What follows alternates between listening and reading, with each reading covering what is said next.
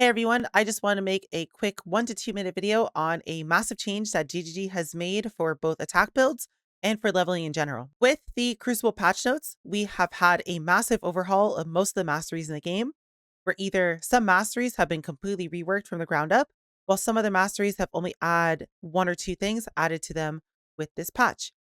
With the attack masteries, we have an absolutely massive change added, which is gain adrenaline for 1 second when you change stance. Now, if you don't know what adrenaline is, adrenaline gives you 100% increased damage, 25% attack cast movement speed, and 10% additional physical damage reduction. The way we can abuse this is by using Blood and Sand. Blood and Sand only costs 10% of your mana as reservation and has a 2-second cooldown time. Now, the nice thing is with Blood and Sand, if we level it up, as you can see, a level 2 Blood and Sand has 23% increased cooldown rates.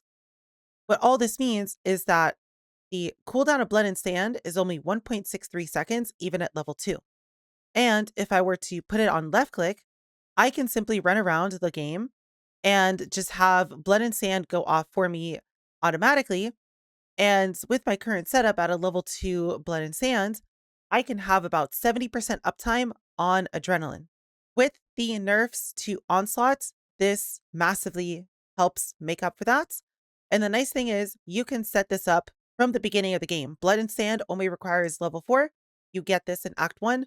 And all you have to do is you just have to get to an attack mastery. If you are a duelist, your closest attack mastery is the new node Seasoned Swordplay, which also reduces the mana reservation efficiency of stance skills, which should make it a little bit easier for you to be able to fit it in.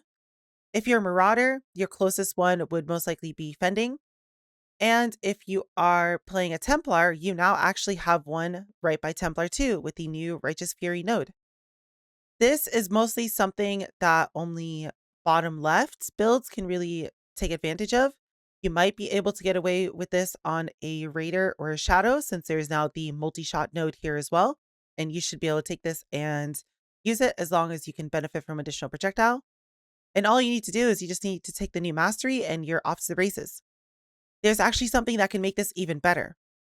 One of the new nodes added to the game, Dance of Blades, also gives you Onslaught if you changed stance recently.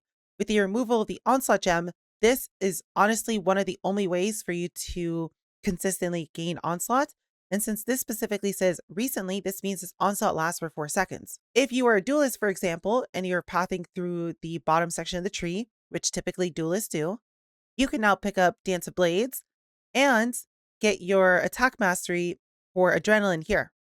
So for these 5 points, you now have access to a hell of a lot of movement speed and a hell of a lot of attack damage and attack speed through both Onslaught and Adrenaline. If you are looking to level any character that is within the bottom section of the tree, I really recommend you do this. And I really recommend you left click a Blood and Sand through at least the whole leveling experience to make it faster than basically any other character in the game. If you have any questions, please let me know, and we'll be making a ton more contents for Crucible and for the launch of Crucible over the next few weeks. I'll be streaming every day on Twitch. Feel free to come by. Otherwise, I hope you have a wonderful rest of your day.